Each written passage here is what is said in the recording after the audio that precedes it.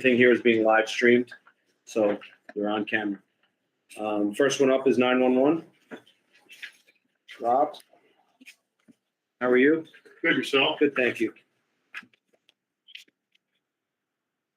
I have a resolution request to authorize previously approved grants budget to reflect the period of performance for the grant. And that was something the controller asked me to do, just to bring everything current. I'll move it. Second, I'm second. all in favor? Aye. Opposed? So carried. The only thing else I have is agency data for May. Our incoming call volume was 4,395 calls. We dispatched 1,319 EMS agencies, 322 fire agencies, 1,961 police calls, and 558 public service calls. That's all I have. Any questions? I would like to make a comment if I might. Sure. The incident that happened last Friday down Claremont, I sit in on the Germantown Central School Safety Board, and they just wanted me to express my thanks to 911, the sheriffs, everybody involved in the communication that went on. It was phenomenal. It allowed them to get communication out to parents very quickly. Very little confusion about what's going on. Obviously, some apprehension, but I think you guys handled the situation tremendously. And I like to applaud you for your efforts. Thank you.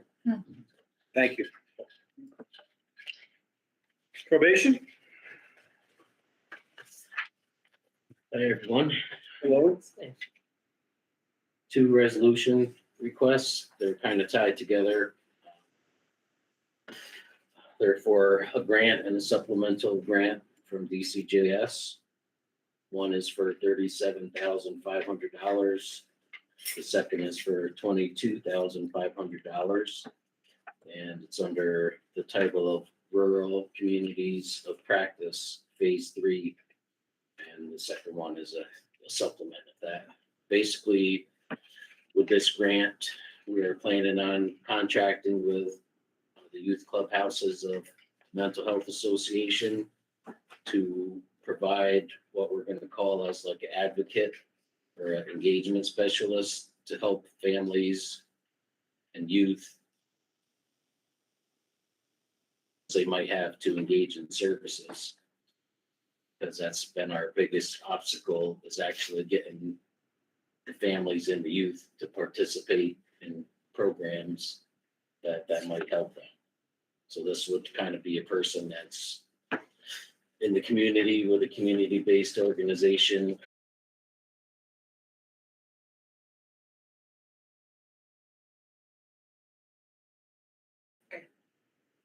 I'll move the 37.5 resolution. You want to just do both of them? I'll move both Okay. resolutions. Sure. I move the resolution, second the resolution. All in favor? Aye. Opposed? So carried. All right, thank you. Did you want to talk about the other thing? Yeah, you should just mention it to the committee. We did speak about it with the sheriff's department today, but you Yeah, should so, talk. or we can talk about it later when the sheriff comes up, but parole sees people, in the community. At one point, they had seen them at the probation department building. And then recently they were seeing them at the sheriff's office. And there's a request to move it back to the probation department due to having the metal detectors and secured staff there. So the biggest question is, it would be they'd be there past the building closes till 7 o'clock. What's 2 times a month on a Monday? So I'll stick around, and then when the sheriff comes up. We met with the sheriff, and correct me if I'm wrong, but the sheriff's department will supply security, and parole will meet there. There were other issues in regards to where they were meeting. It was within the confines of where the officers were, conversations people could overhear, so it just didn't seem, and it's already budgeted position through the sheriff's department, so it's not going to cost probation any. So it's just a matter of the sheriff's department locking up, which they will do. So is there anything to add to that, Sheriff? No, I did speak with, Paul Officer Tequila, and, he was just requesting for Mondays to go to Wednesdays, only because holidays often fall on Mondays. We've seen 4 times a month, what they're doing now, to 2 times a month, would, definitely cause an issue if they're missing 1 week, so I'll work with Vince, as long as everyone's in agreement, so it makes it happen, and, hopefully it'll be more secure, both, with the information and for personnel.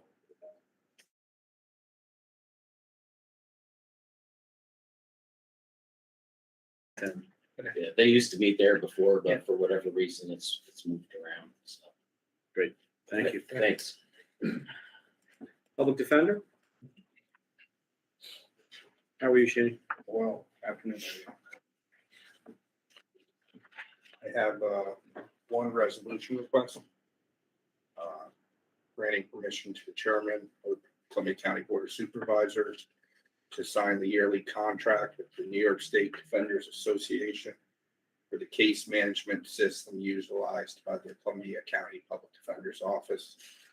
This system allows us to create files and keep records for all our clientele that apply for representation. It also allows us to check for any conflicts that we may have based on prior clients that we've represented. I'll move it. Second. In favor? Aye. Aye. Opposed? So carried. Any questions for the public defenders? You have some other stats you want to? I just have some reports for the month of May, 113 new applications, 280 cases closed, active caseload of 1,480. In regards to the CAFA, counsel at first arraignment, we had 16 arraignments done by the CAFA attorneys, and my staff and I conducted 86 arraignments during business hours. Yep, that's all I have. Mr. Zoni, I'm just wondering, I can guess that April and May had a spike in 21 because courts were reopening, and now the 2022 numbers are kind of back to Yeah, where they typically are. around that time is when the court started to reopen. In those first couple of months, everything was really backlogged. And so you saw that spike, all that pent up demand, so to say. And now it's kind of leveled out, returning to kind of normal numbers. Thanks. Yeah. Thank you. Okay, thank you very much, everyone. Fire? He just had submitted his. Just submitted a report. Everybody has it, so I will move on to emergency management. Mr. Harris? We only have our activity report, no requests. I can tell you that COVID continues to trend downward. And the last, we were advised by the Director of Public Health, there were 11 people hospitalized at all the various hospitals. And with less than half of that in the ICU. And there was one additional death last week. Somebody who had a lot of issues. And just before we came here, we sent out information to all the supervisors and mayors that they've extended the expiration dates on most of the approved test kits. The test kits that we received here mostly were in the orange box. We did receive some purple boxes. That's how I identify it. The orange box, I was able to, looks like they expanded the expiration date 3 months on just about all of those in 2022. The purple box, I didn't find a list, but you can go on and find out by the lot number. I would imagine that they're going to provide a list at some point. So it's, the pandemic is right now, fading, but as the chairman said, he was on a statewide phone call, they think and they're preparing for the possibility that it comes up again in fall. So, They had said that the strategy moving forward, they're not going to close anything moving forward, but they're going to concentrate on vaccinations and testing. They extended the state of emergency as well. The state did yesterday. Oh, they did? Yeah, for another month to July 14th for distribution of test kits and. Yeah, the order is, the orders have reduced drastically, so. Yeah. It's probably just something to do. David, just a question, hand sanitizer? We have gallons of that and it all says expired. And then we contacted the state, as did, when we contacted them, they said many people, many municipal public officials have contacted them. They put through, I think the corrections or whoever, just corrections actually makes that and distributes it. And as soon as they get the information, they're gonna let us know. So we don't know at this point. Okay, all right. I'm probably assuming you'll extend that as well, I would assume. I don't know. Okay, I would hope so, because there's a lot out there still. yeah, if you have gallons, look at it. all Even though they haven't expired. provided it, in a long time. It's like a bottle of booze. It'll never- Yeah, but I'm thinking it's alcohol. So the deaths by COVID, you just made a comment that the underlying conditions, a lot of times it's a lot of underlying conditions. Do they still categorize it COVID? Or would they put it down the man's heart failed because of COVID or something like that? I mean, how do they do that? So he's COVID?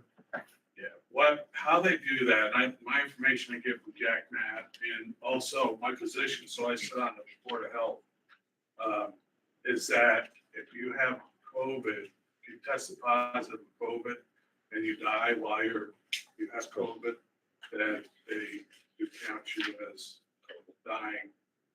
As COVID with, adding to your death.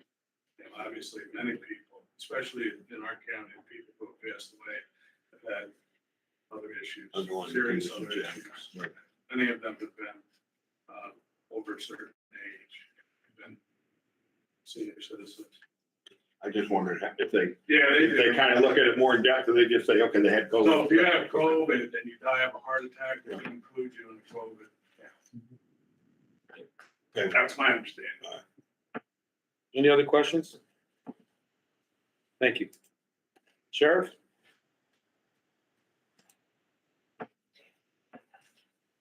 Been here a lot today, it seems.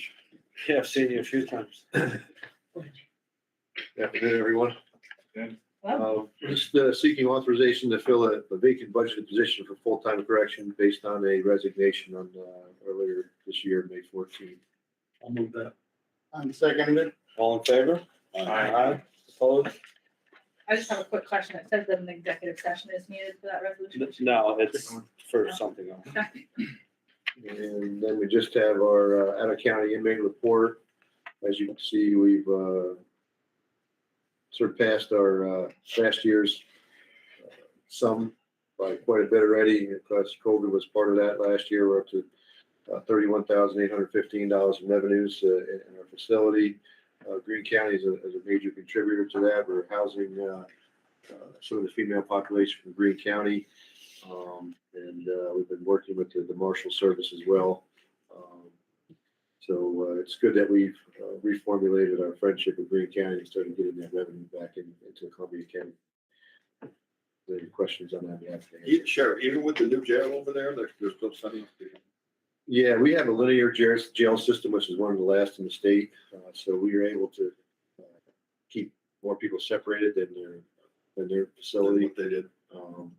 So COVID's still something that they're dealing with, and that jail is not fully completed.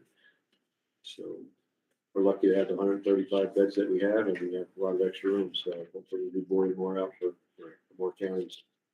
Sheriff, question on the fees we charge. When was the last time that was looked at? I'm going to defer to the captain. I don't think it's been revamped in quite a while, at least over a decade. So, I mean, I think that should be looked at. I mean, obviously, everything costs more today from, electric bill, food to just payroll, et cetera. I would think that that's something that should be looked at. I know you have a pile of things to look at, but maybe that should also be addressed. The one issue with the fees is that it's pretty competitive with other jails, so.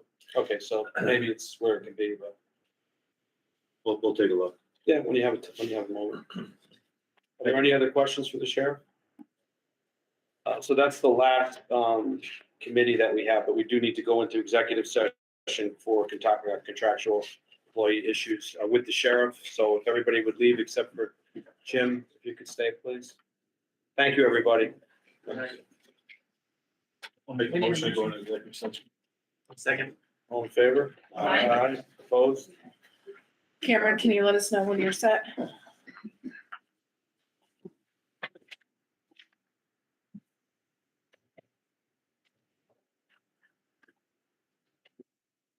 Thank you. So I'll defer to the sheriff in regards to this. So I brought the captain along with me. For those of you who don't know, Captain Delaney, he's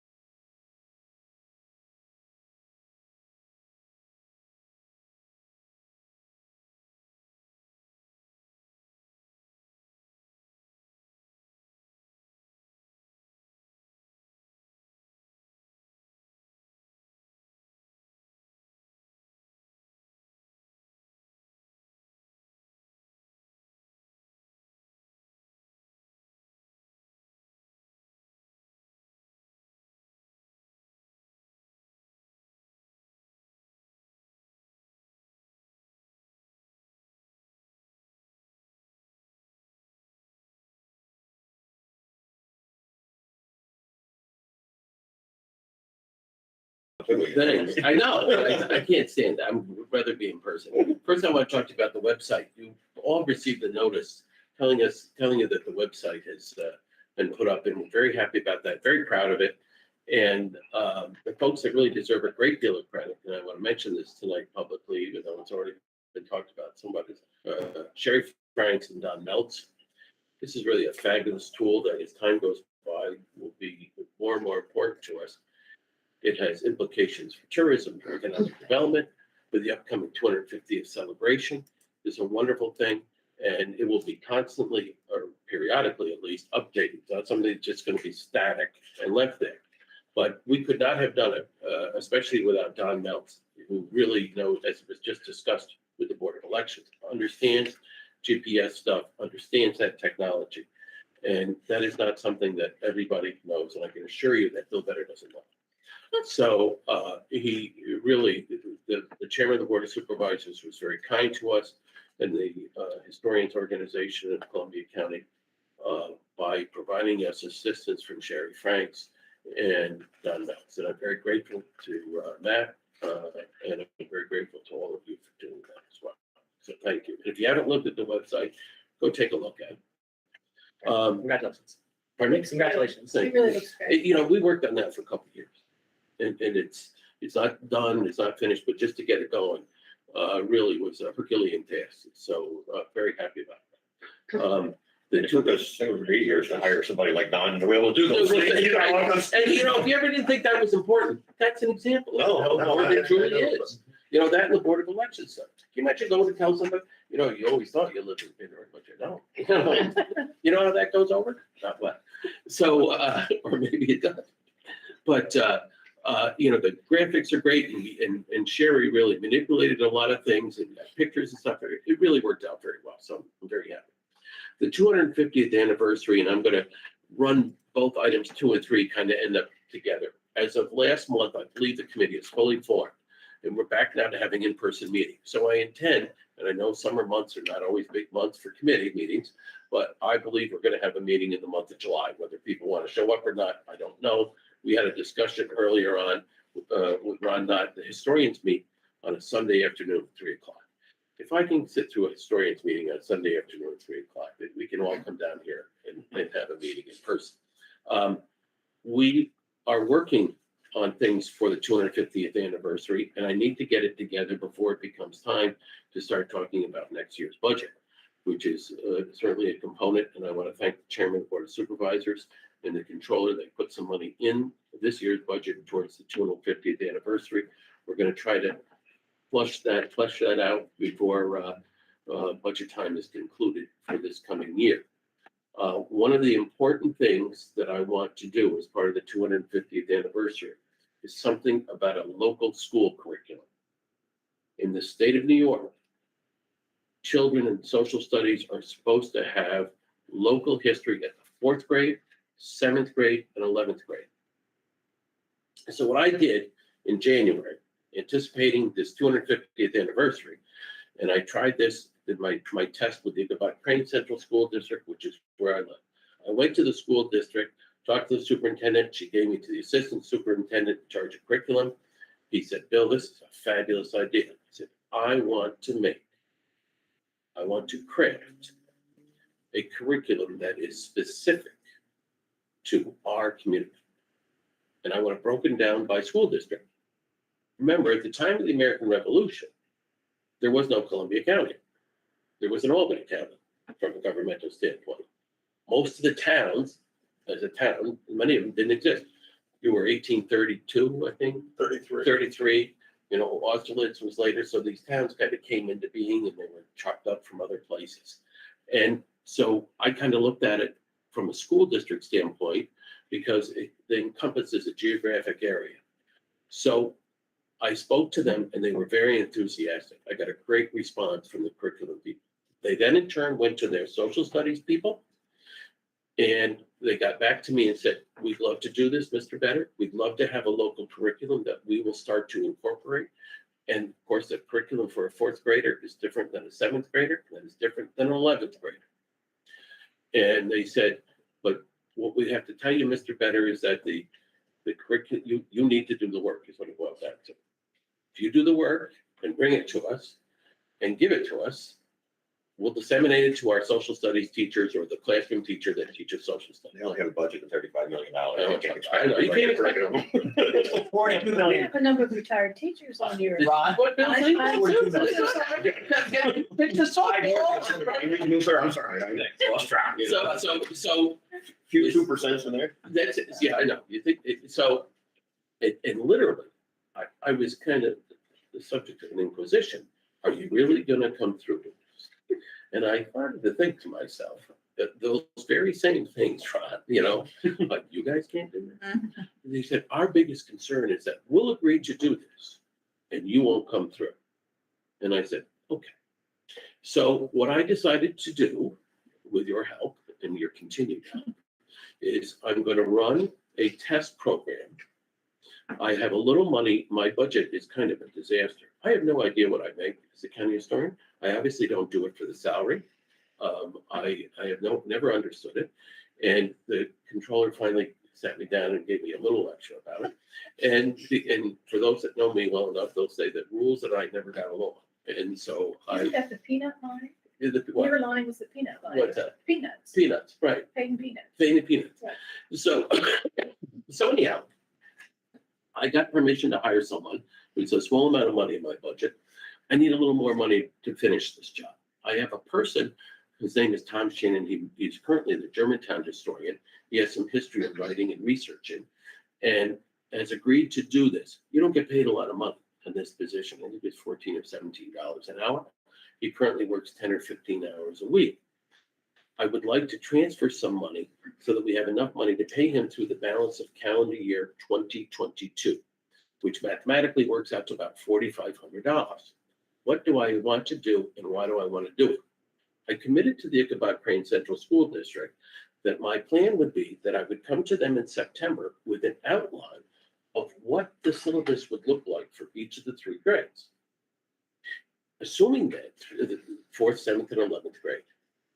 And the way in which you do this, I went to some folks that work for the education department that provide social studies curriculum for schools throughout the state of New York, and we kind of started a broad base. This is what the state of New York looked like locally, and then this is the Hudson Valley, this is going to be Columbia County, and this is going to be Ichabod Crane. That geographic area, and what's it look like?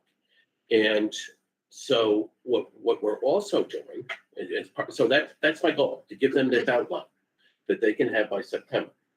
My goal is to have all the school districts in this county done by a year from September. That is incredibly aggressive. May not seem like a lot, but it's a lot. There's a lot of work. And when it comes to budget time, and I already met with the chairman of the board of supervisors, and he had to listen to me for an hour, because I intend to make some budget requests to have some more people, because as Supervisor Adams just noted, the historian organization is filled with retired school teachers. The historian from the town of Canaan, Dodie Guerin, who taught the Chatham Central School District for a long time, provided her own curriculum about the town of Canaan. And for those of you that don't know, because what is it, next week, the 23rd? 25th. 25th. I digress for a minute. We look at July 4th, 1776 as the Independence Day. It was a whole movement in the year 1776. And there are other communities that are called independence communities. They got together and declared their independence from Great Britain at different times. Canaan's one of them. They declared their independence from Great Britain on June the 25th, 1776. They beat America By 11 days. by 11 days. And Dodie can tell you how many hours. and Dude, minutes. oh yeah. But Dodie did this curriculum years ago when she was teaching. So and the historian from New Lebanon, Bitsy Shepherd, I think is the correct pronunciation of last name. Same thing. So what my goal is, folks, is to have, in effect, in place, to hand out to these school districts a year from this September, a curriculum for 4th, 7th, and 11th grade for every geographic area. I need your help. So I'm going to start slowly and on a small level to get the one in Ichabod done, just because I already said yes to this and I already started it. What?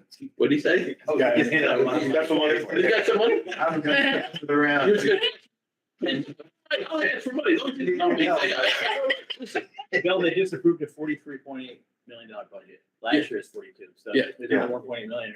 I know, you think that they have a little, And you want, and you want How much extra funding they $4,500. I know. How much extra funding did they get from the state as well too? I mean, On top of that? you would have thought that I was asking, anything.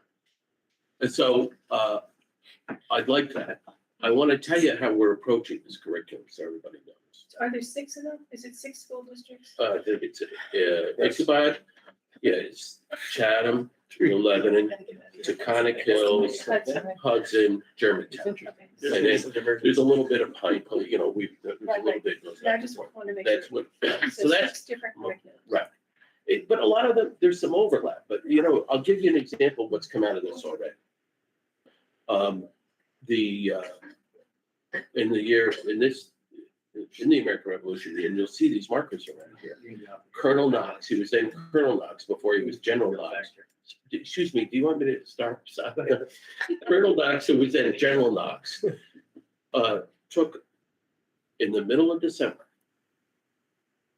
a number of cannon and mortars that were captured, brought them down from the North Country, crossed the frozen Hudson River at Albany, came down through Rensselaer County, entered Columbia County and Kinderhook, came through Kinderhook, crossed into Ghent, then into Hillsdale, and took those cannon over to Boston. And their presence on the hills overlooking the Boston Harbor convinced the British that they should evacuate Boston.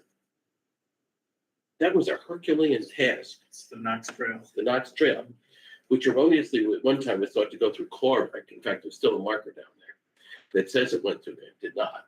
And it How do you know? I know it went, because it was actually caused a lot of controversy, because the Chlorbeck folks were very upset, because for years there's been this marker in the middle, and then somebody said, they really didn't go that way. So we got the marker. We got the marker. Bill remembers. I remember. Is the marker still there? Bill remembers. And so, Is this one of those Pomeroy markers? no, this is, so in 1926, Jeez. what? Go ahead. In 1926, there was a commission that placed a marker. There's one in Valatia, right by the Valatia Medical Arts Building. There's one over in front of Broadstairs in Ghent, over by that corner. And then there's one over in Hillsdale. And so like every place where, they make these markers. Well, they put one down in Chlorbeck. Because how do you know they didn't stop? Just for the It caused a lot of trouble. They stopped at Kibby's. All All right, they didn't come that I way. was, General Knox slept there. yeah, that's right, the Kibby's house. So, Trees weren't boring yet, but. I have some folks that believe they've uncovered part of the trail through Kinderhook. So I'm in the process of trying to find for our school kids, because this is a great thing. My oldest kids did it, and I actually did it when I was in college. There are a couple colleges around here that have archaeology programs. Bard College is one of them. SUNY Albany is one. The town of Canaan has. Max Kane. Yeah, Max Kane has Hit a, my heart. has a regular archaeological program that my older kids participated in with their I'm sorry, I'm babbling up. But, Go ahead. so we're trying to line up archaeologists to do some digs for these kids to work on. Mark Lining is a guy that lives in Kinderhook. He's in charge of the recreation program. He was an American Revolutionary War reenactor. And those reenactors have regiments that parallel what in fact took place at the time of the American Revolution. There was a regiment that was raised of men in the village of Kinderhook. And that's the one he participates in. He still goes around to schools with his wife in period costume, explaining what these men went through. Part of what we're also doing from an academic standpoint is what I call the forgotten voices of the American Revolution. Everybody knows, the Battle of Lexington and Concord. Well, there are other components of folks that were part of this, whose lives were impacted, that we need to identify and talk about. They include the following. The loyalists, if you back the wrong side, it wasn't always pretty for you around here. And what happened to them after, and how did communities reconcile after, when you got a guy who's down the street, there's a famous story, family in Austerlitz, that was ruined by, intermarried, that was ruined because one side was very active in on the side of the colonists, and one side was active for the loyalists. The Native American population and the Black population, all of which were participants, but their story is never told. Women and children. My ancestor was a tenant farmer on the Livingston Manor, and it was essentially a feudal society. You worked for the Livingstons, you contributed part of what you grew, and that's how you lived. Well, when my ancestor got called out, and he wasn't anything fancy, he was a private. When he got called out, somebody had to milk the cow, and it was his wife and kids. So those are the kinds of things that I want to make sure get explained to kids. So that's it. All right, so I need to know how much you want. $4,500. 4,500 and I'm moving it. I'll second. We could have got to this a lot sooner, Thank you, Thanks, Phil. Well, I'm also telling you what else I'm doing. When's the exam? Wait a minute, I got a first and a second, all in favor? Yeah, that's done. And he wonders why he doesn't go first. Right. Might not be invited for Just so 2 you months. also know, because I'm a lawyer, I volunteered to help an organization that's trying to get off the ground. It's called the African American Archives in Columbia County. It's an organization that attempts to chronicle through written materials the experience of the Black people in this county since the time of the Dutch. So I'm doing that. I'm trying to get it done this summer. So that's what I got going on. And also, even though it sounds like a long ways away, Halloween will be here before you know it. And if it's all right with you, I intend to do the Legend of Sleepy Hollow again down at the Clarkson Chapel. COVID free. COVID free. Well, we can't guarantee that, but yeah. That's right. I got exposed last year. That's right. Any questions? Just one comment. If the school was mandated to do this, If you're what? they were mandated to teach local history and they haven't done it. Why are we doing the work with the school that the school should have been doing all along? Local history. And I New York want to, State. I want to remind you, our school tax bills are really pretty extraordinary. Now, we're now doing the work that the school, according to what you're saying, should have been doing all along. Local history, as defined by the New York State Education Department, is New York State history. It's not kindergarten history and then goodbye Crane Central School history. What I want these kids to know is that the Knox Trail went through that town and what it meant. I would say that the teachers are going to say, we don't have time to include it in history because we're already overwhelmed by. what we I have." can tell you that the opposite is true. Because it was. Well, I'm not convinced Okay, that they're going to Kids will find be. it pretty neat too. well, I'll be honest with you. My fear was, listen, you talk about them sending you out for the curriculum writing. I guarantee you go through their union. well, you want to know. Because they get real serious. Right, so you want to know something, Supervisor? I already had that discussion. Because the curriculum guy, the head of curriculum said, this is fascinating. This is what we need to do.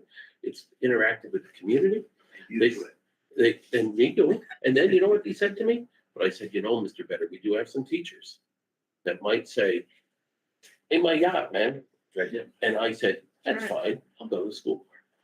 And I'll stand up at the school board and I'll tell them that. Okay, just be. Don't bother me. No, I'm an old fat guy. I'm 66 years old. I don't care what people 10 say about me. years, 10 years on the school board, I've heard I it know. all. You heard it. Doesn't bother me.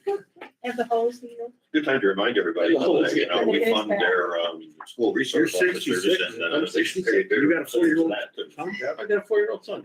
God bless you. So we have a I mean, maybe there's another way. of Well, doing yeah, it. but- I think it's a great idea. I think it's a great idea. Yeah, why don't we have it? Let me tell you what I want. Schools are- Well, yeah, I'm ready to move on, so. As long as Next I thing. remember. Yeah. I can't imagine joyfully. Guys, we want to finish up here if we can, if that's all right. I agree. You know what I wanted to do? I want this to be the beginning of the way we approach things. Yeah. Okay, so the human resources director had a prior commitment Am I tonight. done? Yeah, thanks, Bill. I love that. Thanks, We got it, Bill. I'm like, hey, God, just get ready, go. Yes. Yeah. We don't know where the money's coming from. So, authorization for the human resources department you, to everyone. establish Thank you, technical Bill. fees for elected and appointed officials. This is the resolution they do all the time when you guys hand in your ROAs. I'll move it. All in favor? Aye. Opposed? Carried. All right, and then next is establishing, hold on, one sec, just gonna get to it. Standard day resolutions for employees. They had to set up the healthy new neighborhood specialist and accounting and auditing specialist. Okay. Second. All in favor? Aye. Opposed? Carried. Okay, so that was that one, and then we have civil service. We missed an appointment for one of the commissioners, so she was a holdover. It's Catherine, well, her legal name is Mary, Catherine Nabosny. And it would be for a 6-year term. I'll move it. Second. All in favor? Aye. Opposed? Carried. And we only missed it by a month. It ended in May. Right, sorry. Oh. And That's like, we have 3 commissioners and she's one of the 3. And she's one, yeah, one of the 3. She's yeah. been a, We lost our, that wonderful woman. I can't remember, I'm sorry, I still have, yes, Becky. In civil service? Yes, Yeah. have we replaced her? Yeah, her deputy. Okay, oh, Dawn. Yeah. Okay. Terrific. All right, welcome to the public. I'll make a motion to adjourn, how's that? Can we for the public to talk? No, okay. I second that. All in favor? Aye. Aye. Good night, everybody. Thank you. Thank you. Thank you. Thank you for your patience with Bill. I